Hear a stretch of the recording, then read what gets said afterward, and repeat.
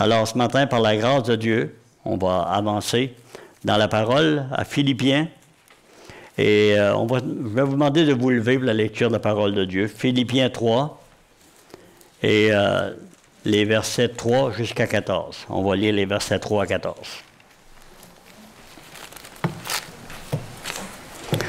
Philippiens 3, 3 à 14. Que ces passages de la parole puissent nous bénir, frères et sœurs, ce matin, chers amis qui écoutez ce message, et que nous puissions être touchés par le Saint-Esprit, qui, lui, nous convainc de péché, de justice et de jugement, et qui nous amène à la repentance pour le péché qui est en nous par nos premiers parents. Merci, Seigneur, que tu nous délivres. Et tous ceux qui t'ont accepté comme Seigneur et Sauveur, qui sont ici ce matin ou qui nous écoutent, avaient besoin de Jésus pour être sauvés. Et tous ceux qui ne l'ont pas fait, venez à Jésus. Il n'est pas là pour juger, comme vous verrez dans le message. Il est là pour sauver. Amen. Merci, mon Dieu, de nous oindre. Dans le nom de Jésus. Amen. Car les circoncis, c'est nous qui rendons à Dieu notre culte par l'Esprit de Dieu, qui nous glorifions en Jésus-Christ et qui ne mettons point notre confiance dans la chair. Moi aussi, cependant, j'aurais sujet de mettre ma confiance en la chair. Si quelqu'un croit pouvoir se confier en la chair, je le puis bien davantage. Moi, circoncis le 8e jour, de la race d'Israël, de la tribu de Benjamin, hébreu, né d'hébreu, quant à la loi pharisien, quant aux zèles persécuteurs de l'Église, irréprochable à l'égard de la justice de la loi. Mais ces choses qui étaient pour moi des gains, je les ai regardées comme une perte à cause de Jésus-Christ. Et même je regarde toutes choses comme une perte à cause de l'excellence de la connaissance de Jésus-Christ, mon Seigneur, pour lequel j'ai souffert, et pour lequel j'ai renoncé à tout. Je les regarde comme de la boue, afin de gagner Christ, et d'être trouvé en lui, non avec ma justice, celle qui vient de la loi, mais avec celle qui s'obtient par la foi en Christ, la justice qui vient de Dieu par la foi. Ainsi, je connaîtrai Christ et la puissance de sa résurrection et la communion de ses souffrances, en devenant conforme à lui dans sa mort, pour parvenir, si je le puis, à la résurrection d'entre les morts. Ce n'est pas que j'ai déjà remporté le prix ou que j'ai déjà atteint la perfection, mais je cours pour tâcher de la saisir, puisque moi aussi j'ai été saisi par Jésus-Christ. Frère, je ne pense pas l'avoir saisi, mais je fais une chose. Oubliant ce qui est en arrière, je me portant vers ce qui est en avant. Je cours vers le but pour remporter le prix de la vocation céleste de Dieu en Jésus-Christ. Assoyons-nous, frères et sœurs. Amen.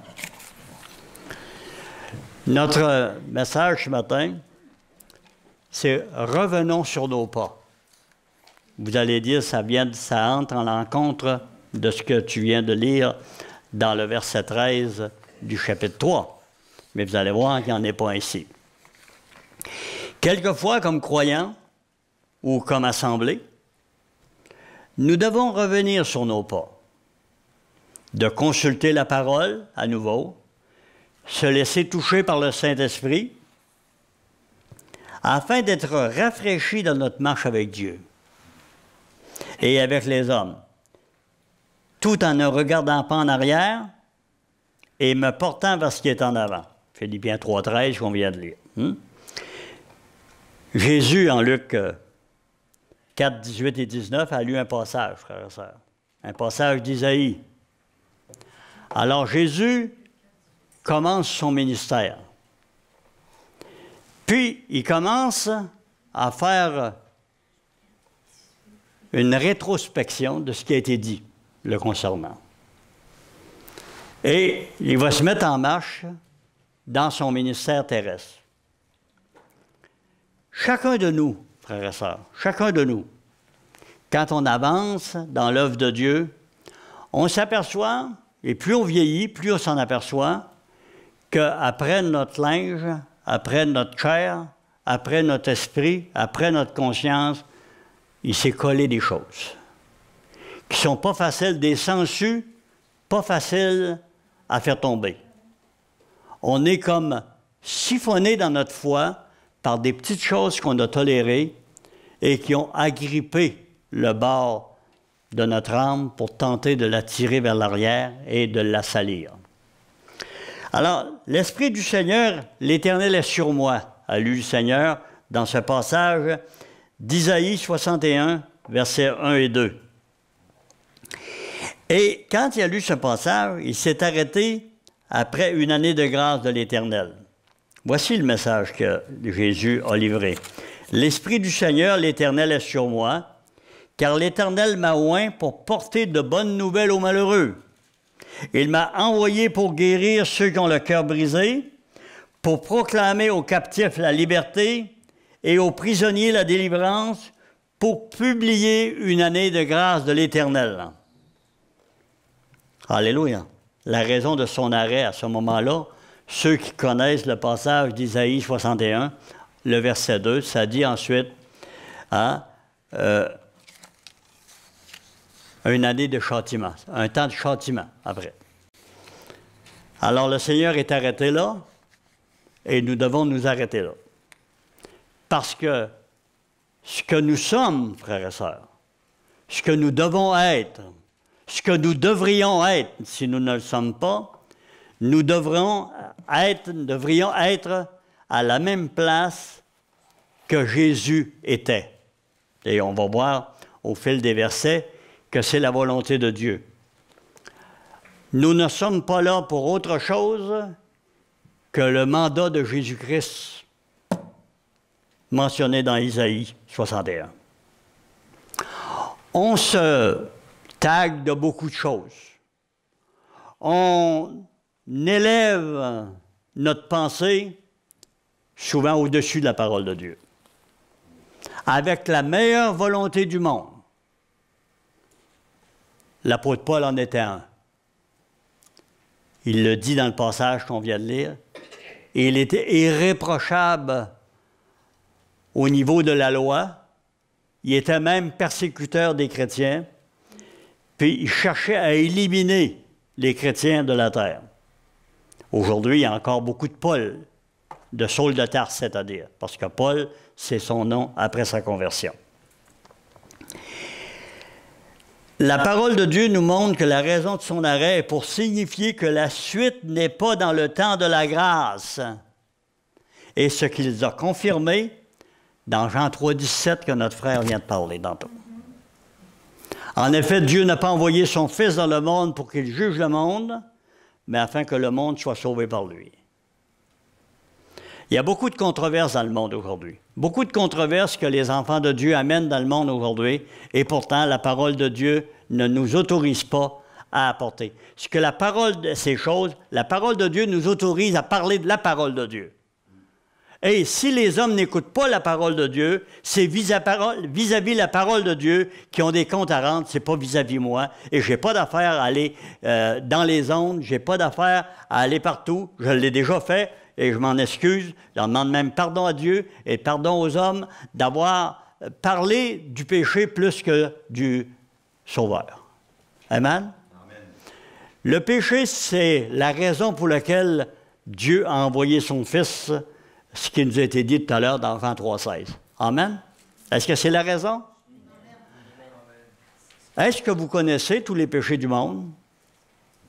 Moi, je peux vous dire une chose, que la parole de Dieu nous montre une gamme de péchés, mais si nous regardons à nos conduites, vous allez voir que Dieu aurait pu mettre des sous-sections presque à l'infini.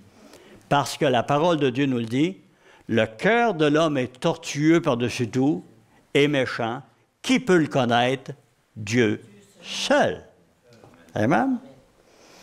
Alors, il y a des choses que le Seigneur m'a... Vous savez, quand on arrête, là, je me suis fait opérer, j'ai fait endormir, je me suis fait engourdir dans la plaie, donc les premières journées, ça a été très difficile. Malgré toute ma bonne volonté, tout mon amour, toute ma confiance en Dieu, j'ai passé par des temps d'angoisse. Pas drôle, ça. Hein? Et savez-vous ce que ça m'a fait, ces temps d'angoisse-là que j'ai vécu dans les premières journées? J'ai compris l'angoisse du Seigneur davantage. Quand le Seigneur était au jardin de Gethsémani, j'ai compris qu'est-ce que, davantage un peu, qu'est-ce que le Seigneur vivait dans l'angoisse. Amen?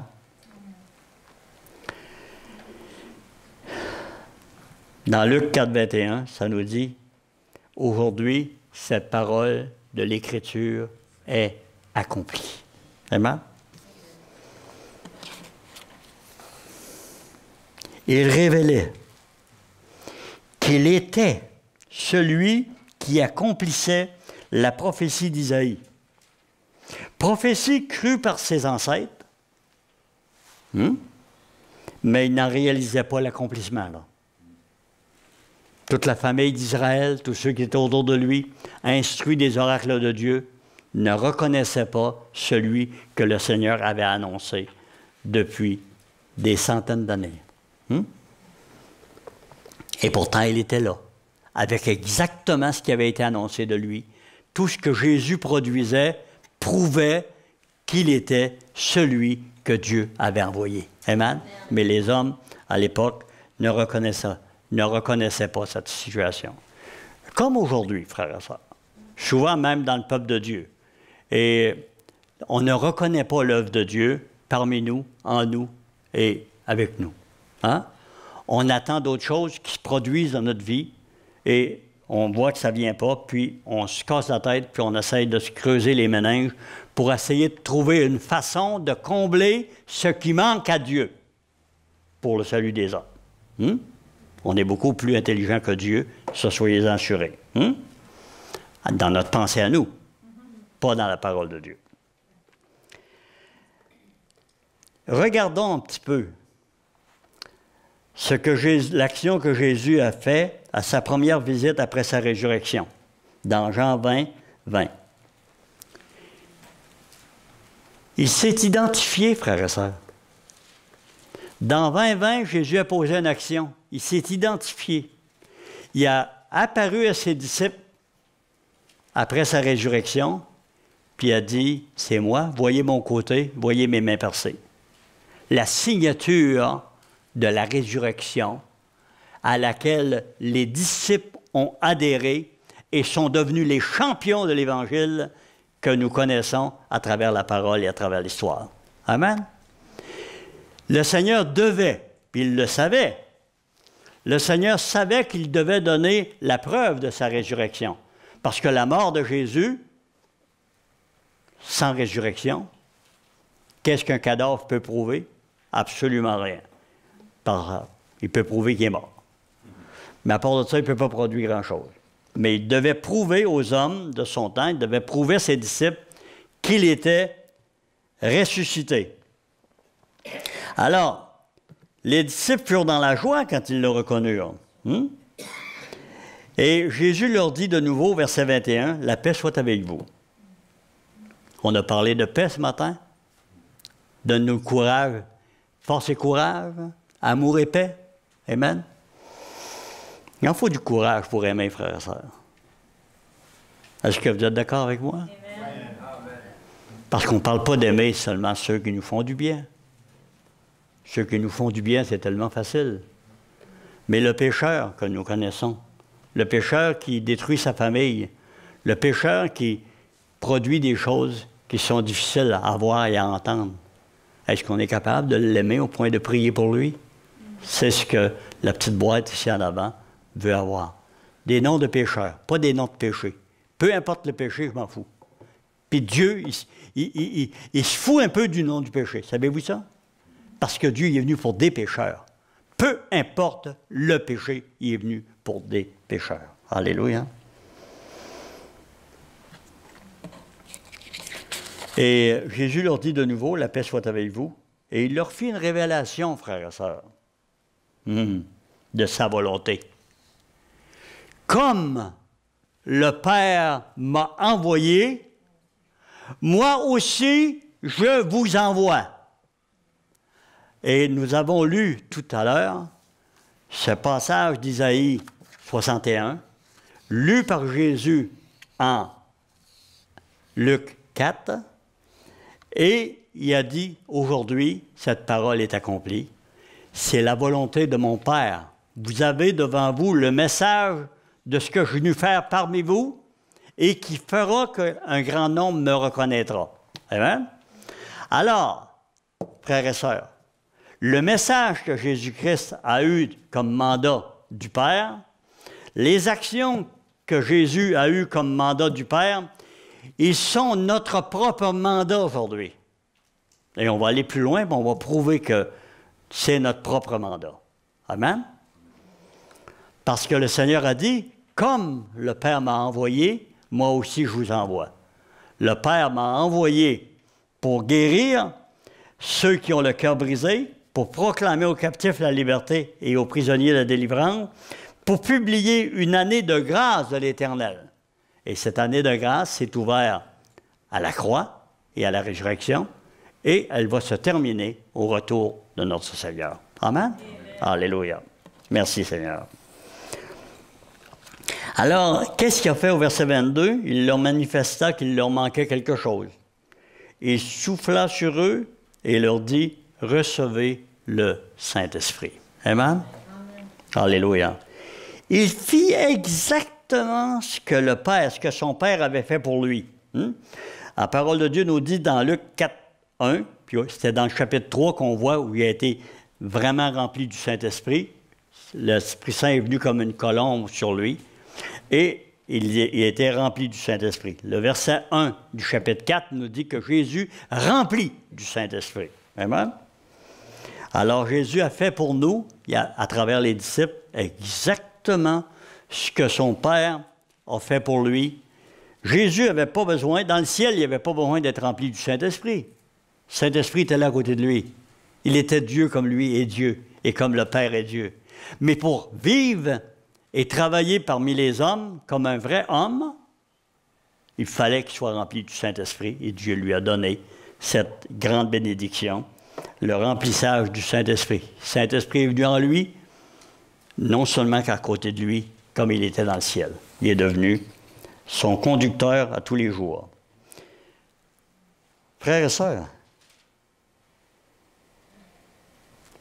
que nous manque-t-il pour que nous puissions voir la foule avec les yeux émus de compassion?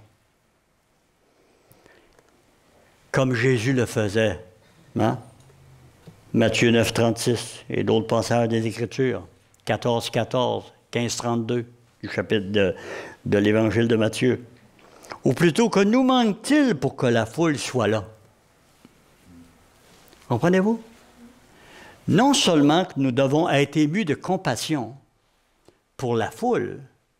Et pourquoi Jésus était-il ému de compassion, en fait? Il était ému de compassion, frères et sœurs, parce qu'il voyait que ces hommes qui n'étaient pas sauvés, qui l'avaient pas encore suivi, accepté comme étant leur sauveur et leur Seigneur, ils voyaient que leur péché les faisait souffrir. Ils vivaient dans la souffrance du péché. Tout péché que nous faisons, frères et sœurs, peut faire souffrir. Peu importe le sens du péché. Quand je m'irrite après mon épouse, je fais souffrir mon épouse.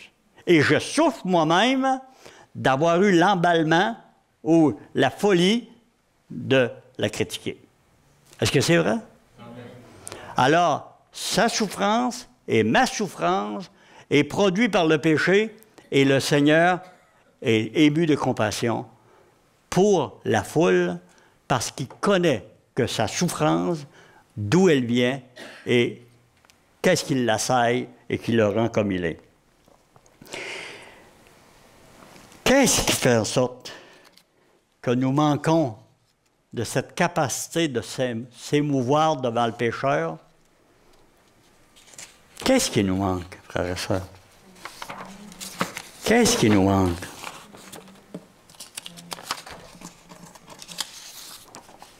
J'ai entendu des murmures, l'amour. Peut-être que le Seigneur a voulu nous le signaler ce matin par le message que notre frère a lu dans Galates 5, 22. Alléluia.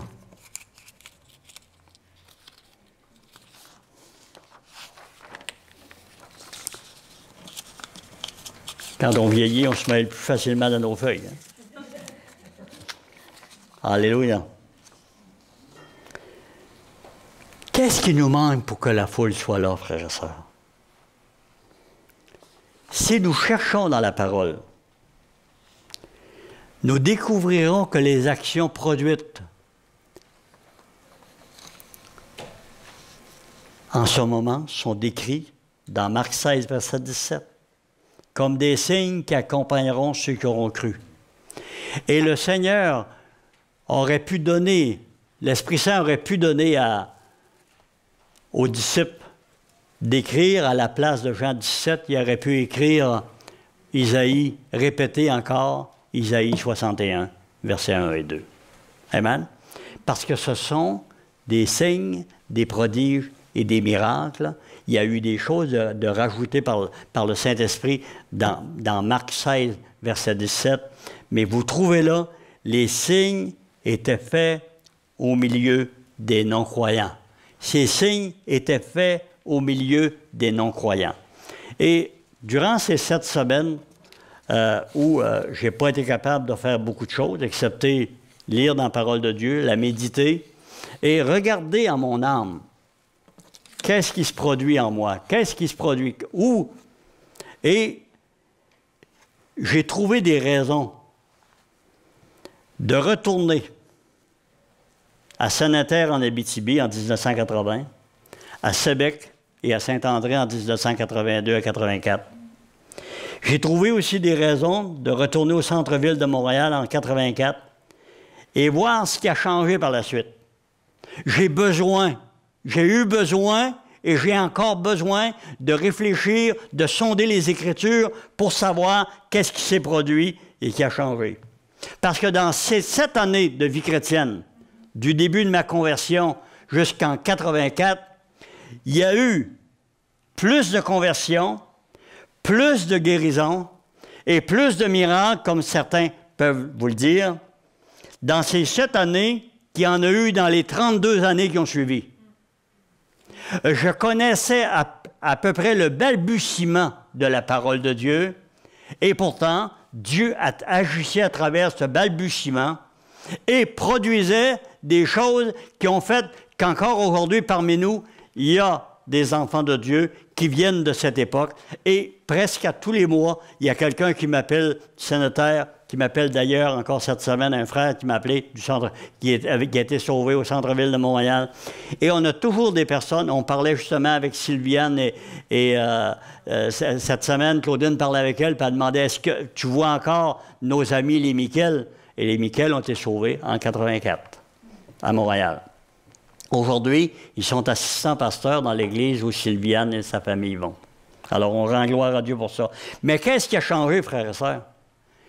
Plus de connaissances, plus de beaux discours, plus de belles emphases, plus de grandes déclarations, mais moins de salut, moins de guérison, moins de miracles. Frères et sœurs, moi, ce matin, je dis à chaque croyant qui est ici ce matin, retourne en arrière. Regarde comment tu conduisais de personnes à Jésus au début de ta conversion. Regarde le travail que le Seigneur a fait à travers toi quand tu ne connaissais que les balbutiements de la parole de Dieu et pourtant Dieu t'a honoré et des personnes ont été sauvées et des personnes sont ici aujourd'hui. Amen, je parle pour Martin.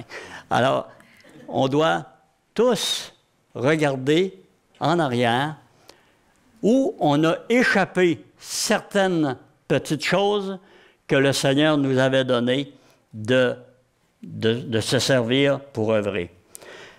À chaque fois, frères et sœurs, que Jésus était ému de compassion face à la foule, il la voyait dans son besoin. Il ne signalait pas son besoin, il ne touchait pas le péché de chacun. Tu es comme ceci, tu es cela, tu es ceci. Non, le Seigneur n'a jamais fait ça. Les seuls à qui il l'a révélé, c'est les pharisiens, les sadducéens, les hérodiens. Pourquoi? Parce que c'était des gens qui se croyaient justes et au-dessus de la mêlée. Puis le Seigneur a dit, « Je ne suis pas venu pour les justes que vous croyez, je suis venu pour les brebis perdues. Hein? » Et le Seigneur est allé vers ceux. Et puis, il fait une surprise.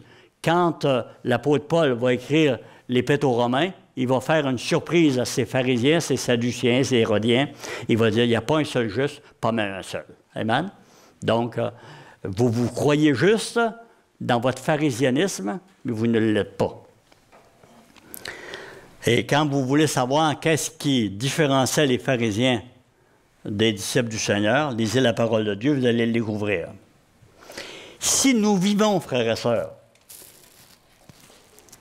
en laissant Jésus vivre sa vie en nous, l'onction que nous avons reçue de lui demeure en nous. 1 Jean 2, 27a. Amen? Alléluia! La foule était languissante et abattue. Est-ce que nous sommes capables de la voir?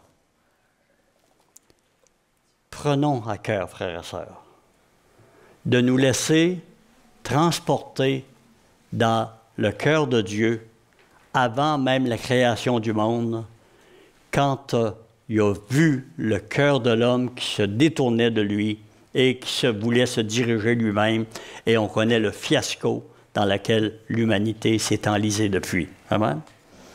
Mais le Seigneur dit,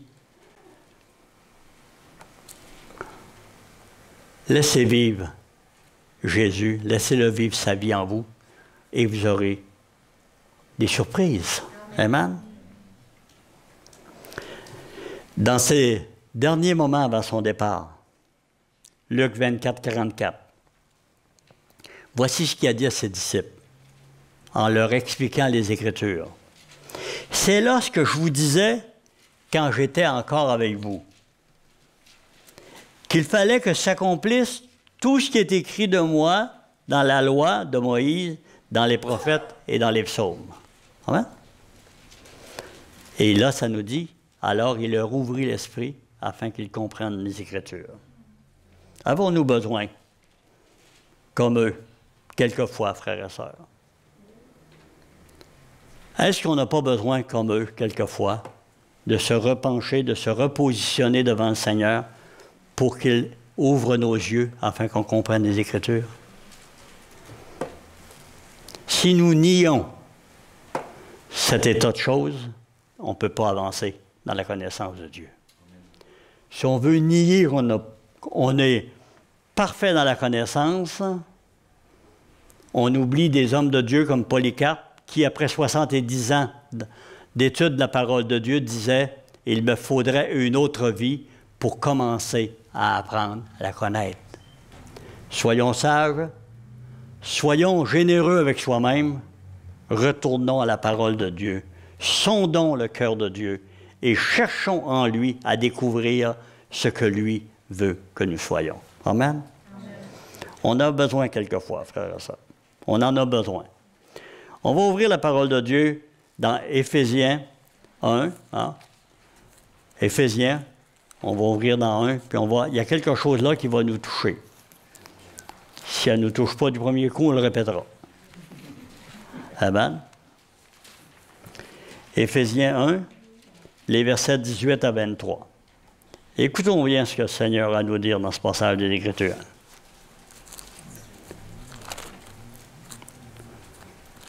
Le Seigneur est après me montrer dans les Écritures que je devrais changer de Bible la prochaine fois pour que ça soit plus facile à chercher. Hein?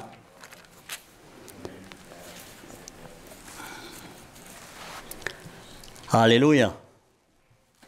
18 à 23. Éphésiens 1. Qu'il illumine les yeux de votre cœur, pour que vous sachiez quelle est l'espérance qui s'attache à son appel. Quelle est la richesse de la gloire de son héritage qu'il réserve aux saints. Il l'a déployé en Christ, en le ressuscitant des morts et en le faisant asseoir à sa droite dans les lieux célestes.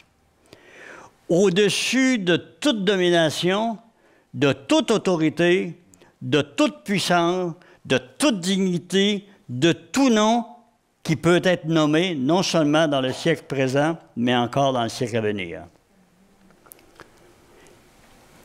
Il a tout mis sous ses pieds et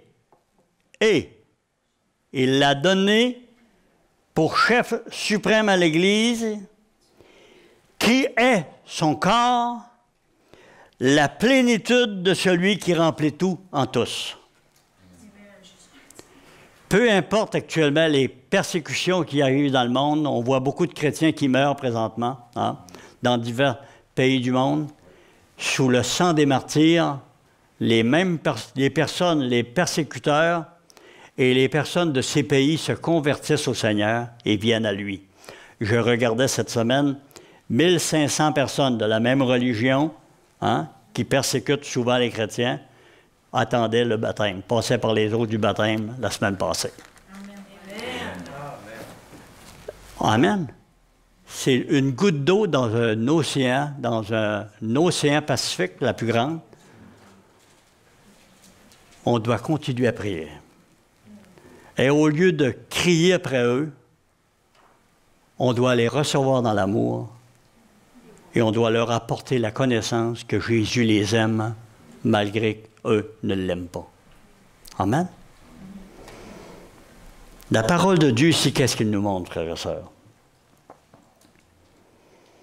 Elle nous montre que nous cherchons peut-être ce que nous avons de toute façon. Dieu a tout mis en Christ. Et il l'a donné comme chef à l'Église, il l'a donné comme tête à l'Église, nous dit le passage de la parole dans 1 Corinthiens chapitre 12. Nous sommes le corps de Christ. Est-ce que vous en doutez ce matin? Nous sommes le corps de Christ. Est-ce qu'une tête peut agir sans corps, frères et sœurs?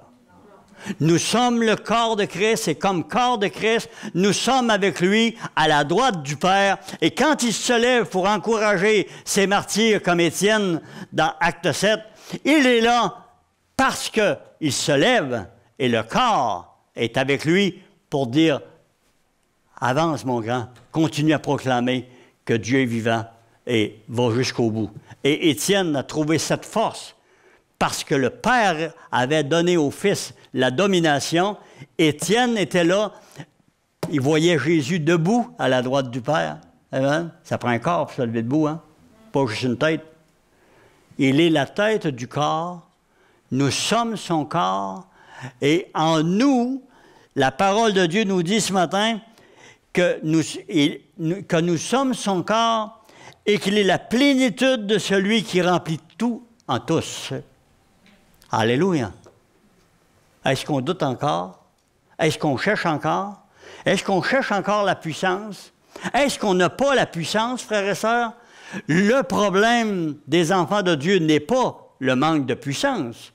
On crie toujours au Seigneur, « Revêt-moi de puissance. » Nous sommes revêtus de puissance. Nous sommes en Jésus-Christ revêtus de puissance. Nous sommes en Christ revêtus d'amour. Nous sommes en Christ revêtus de miséricorde. Nous sommes en Christ revêtus de compassion. Et nous pouvons être émus comme lui si simplement nous regardons à la raison pour laquelle Jésus était ému. Amen? On cherche peut-être ce que nous avons de toute façon. Et ce que la parole de Dieu peut nous montrer, qu'est-ce qu'on attend pour le saisir? Qu'est-ce qu'on attend pour saisir la réalité de notre marche? Est-ce que vous avez besoin, frères et sœurs, nés de nouveau? Est-ce que vous avez besoin de moi pour prier pour un malade? Quand le Seigneur est avec vous? Quand vous rencontrez un malade, quand je rencontrais un malade dans les années 80, et que je connaissais à peine les balbutiements de la parole de Dieu, quand on priait pour les malades, quand on priait pour les aveugles, quand on priait pour les autres qui étaient malades et qui étaient guéris, il y en a des témoins ici de ces choses-là? Est-ce qu'on était des êtres exceptionnels? Même si la première fois où j'avais été prêché à Saint-André, ma tante avait dit à une autre ma tante qui voulait savoir qu'est-ce qui se passait là cette journée-là, elle est venue dans la porte, et elle a dit, c'est le guérisseur de Sébec. C'était pas le guérisseur de Sébec qui était là, c'était simplement quelqu'un qui pouvait apporter un message sur le grand guérisseur.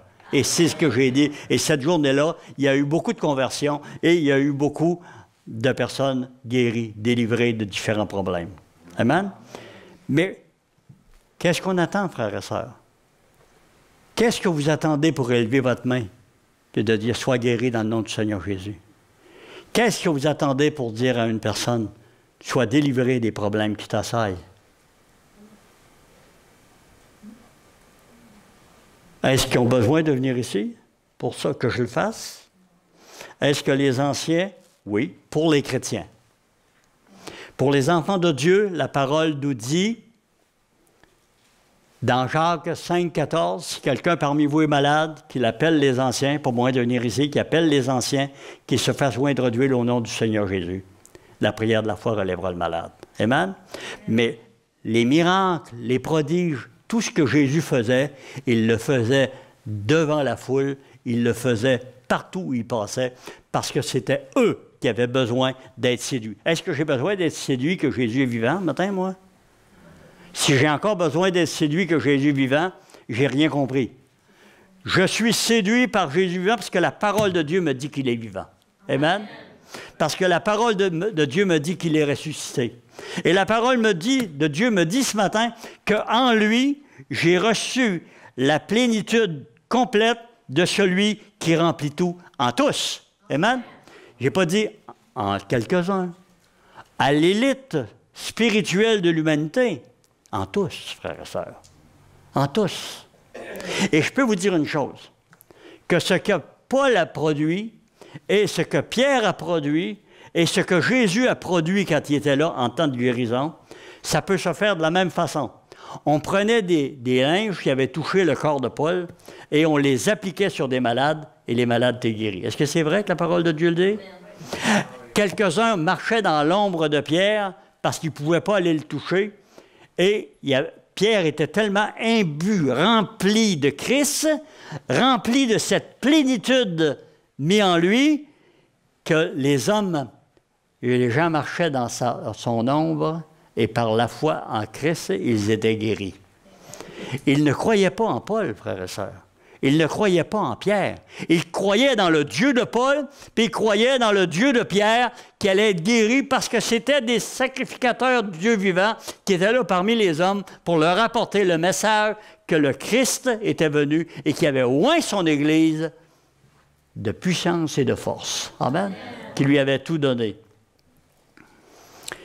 Jésus se promenait dans la foule. Et une pauvre femme, malade depuis 12 ans, qui s'était ruinée à payer des médecins, s'est approchée de lui et a dit, si je peux toucher seulement son vêtement. Et Jésus a dit, qui m'a touché? Les disciples ont dit, tu demandes qui t'a touché? Tu es pressé par la foule. Non, non, non. J'ai senti qu'une force était sortie de moi. Frères et sœurs, nous avons en nous Jésus-Christ, l'espérance de la gloire, et nous avons en nous toute la puissance de Dieu qui a été mise sur Christ pour que nous puissions aller et faire des disciples. Amen? Amen. Quand vous regardez la parole de Dieu, à la fin de Marc, à la fin de Matthieu, et vous regardez dans l'Épître aux Hébreux, au chapitre 2, vous voyez que Dieu accompagnait l'Église par des prodiges, des miracles et des guérisons. Amen? Il les accompagnait. Il n'y avait pas besoin de proclamer que Dieu était vivant. Ils vivaient ce que Dieu leur avait donné de vivre et les hommes voyaient que ces gens-là vivaient parce que celui qui était en eux était vivant. Amen? Et c'est de la même façon, frères et sœurs, que nous devons découvrir, nous devons revenir. Nous devons revenir. Alléluia. Pourquoi, frères et sœurs, n'arrivons-nous pas à saisir ce qui bouleverserait la multitude de ceux qui nous entourent? Moi, je vous exhorte, frères et sœurs.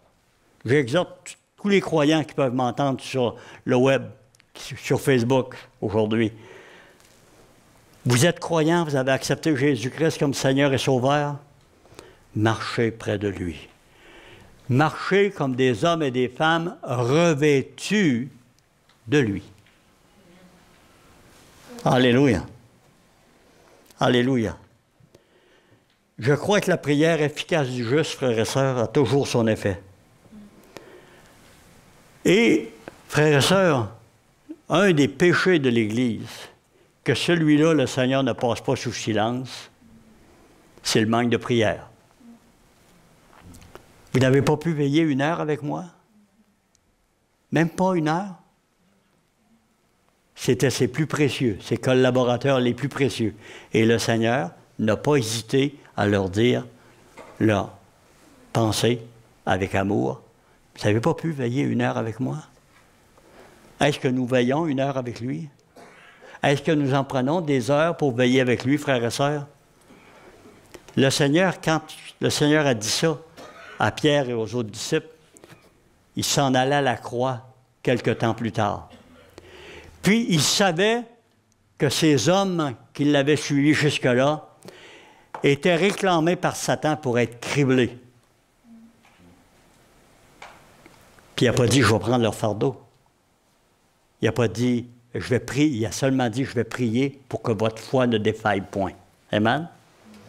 Et je crois que le Seigneur a besoin aujourd'hui d'être avec nous, de nous regarder et de prier pour que notre foi... Nous avons un avocat auprès du Père. Amen. Seigneur, intercède pour nous. Que nous puissions faire ta volonté. Que nous puissions être des hommes et des femmes. Je me rappelle au début de ma vie chrétienne, frères et sœurs. Je me rappelle dans les... Hey, on faisait 380 km le dimanche pour aller à l'église à Québec parce qu'on ne connaissait pas d'autres assemblées dans la région. Puis quand on était à Port-Cartier, ça donnait 470 km pour aller à la réunion à Québec. On payait notre coucher, on payait notre transport avec nous pour nos enfants, puis on allait à la réunion. Et quand nous avons commencé à servir le Seigneur, simplement comme membre d'une assemblée, nous avons demandé au pasteur comment l'Église était supportée. Et à partir de ce moment-là, jusqu'à aujourd'hui, frères et sœurs, quand nous gagnons des choses, quand nous avons des biens, quand le Seigneur nous donne l'abondance, la première chose que nous faisons, moi et ma femme, c'est de trouver un moyen d'en économiser un peu pour en donner plus pour servir le Seigneur. Aux pauvres, aux démunis, à l'Église locale, partout où là, Dieu veut nous bénir. On ne cherchait pas à diminuer, on cherchait à augmenter, frères et sœurs. Et ça, c'est le Seigneur qui nous met ça dans le cœur. C'est quand on marche dans la foi, quand on marche en bouillant, comme il nous a été prêché dernièrement ici, quand on marche en étant bouillant pour le Seigneur, il n'y a rien de trop grand, il n'y a rien de trop haut, puis il n'y a rien de trop fort. Puis il n'y a pas de demandes de Dieu qui sont trop difficiles pour nous. Amen? Plus on s'approche du Seigneur, plus sa parole entre dans nos cœurs, plus nous sommes capables de la prêcher, cette parole, de la vivre, cette parole, et de bénir les autres à travers. Frères et sœurs, la parole de Dieu nous exhorte. 2 Chroniques 7, 14. Alléluia. Si mon peuple, sur qui est invoqué mon nom, s'humilie, prie et cherche ma face, et s'il détourne de ses mauvaises voies, je l'exaucerai des cieux, je lui pardonnerai son péché et je guérirai son pays. Alléluia.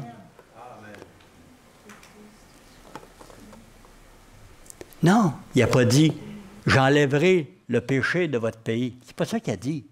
« Je guérirai votre pays. Les pécheurs seront guéris, sauvés, sanctifiés, fortifiés, hors d'atteinte de Satan, parce que j'ai la capacité de les protéger, hein? Parce que quiconque est dans la main de Jésus est dans la main du Père, et la main de Jésus et la main du Père sont capables de garder tous ceux qui, sincèrement, et volontairement et sincèrement acceptent Jésus comme Sauveur et Seigneur et marchent avec lui. Les versets suivants devraient nous donner une direction, frère. Le verset 15, 1 Chronique 7, 15. « Mes yeux seront désormais ouverts, désormais, et mes oreilles attentives à la prière faite en ce lieu. » Amen? Ce matin, frères et sœurs, je vais essayer de vous exhorter. On ne peut pas demander aux gens de Lac-aux-Saumons, aux gens de Savacam-Couy, des gens éloignés, d'être là, venir prier avec nous le mercredi soir. Ou venir là au rayon de prière, c'est difficile. Malgré qu'occasionnellement, il y en a qui viennent, et malgré que les gens de cette région-là, assez souvent, on les voit passer à 4-5 dans un automobile, ils montent pour le bingo à Rimouski. Alors, je crois que les temps de prière sont supérieurs au temps de bingo et vont produire plus dans votre vie, dans nos vies, que tout ce qui peut être gagné là-bas. Est-ce que vous êtes d'accord avec moi? Alléluia. Et je ne juge pas ceux qui vont au bingo. Ils ont le droit d'aller au bingo s'ils ont le goût d'aller au bingo. Mais les enfants de Dieu se confient en Dieu et ils ont leur partie de bingo dans la prière. Amen? Et c'est comme ça qu'ils gagnent les âmes, c'est comme ça qu'ils gagnent la paix, c'est comme ça qu'ils gagnent le repos. Amen? Gloire à Dieu. Avons-nous un centre consacré au Seigneur ici? Je peux vous dire une chose, qu'il y a des frères et des sœurs qui ont travaillé très fort pour faire de ce centre ici quelque chose de bien. Ce lieu est le sien. Et je crois que nous devons nous réunir ici comme ceux de la chambre haute, frères et sœurs. Et tout à l'heure, après avoir terminé sur le web et sur les messages, on va chanter un chant que tous connaissent, ou la plupart. Alléluia. Je crois que de se réunir comme ceux de la chambre haute, acte 1, 14, qui tous d'un commun accord persévéraient dans la prière. Amen. On chante un chant qui dit ceci. Ils étaient sans fin fidèles, tous d'un même accord, persévérants avec zèle, priant le Dieu fort. Et frères et sœurs, je vais vous demander quelque chose. On va se lever et avancer en avant, tous ceux qui le peuvent, et on va prier le Dieu fort ensemble. Amen? Parce que quand on est près les uns des autres, quand on est unis, quand on sent le coude les uns des autres, frères et sœurs, c'est une bénédiction. Amen? Que Dieu nous bénisse tous, que Dieu bénisse ceux qui ont écouté ce message.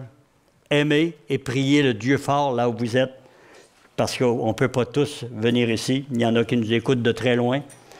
Alors, soyez bénis et rejoignez un endroit ou rejoignez quelques personnes qui prient le Dieu fort et demandez à Dieu de vous bénir et de vous amener à prier et à avoir de la compassion, à en être ému de compassion pour tous ceux qui passent autour de vous. Amen. Amen. Que Dieu nous bénisse.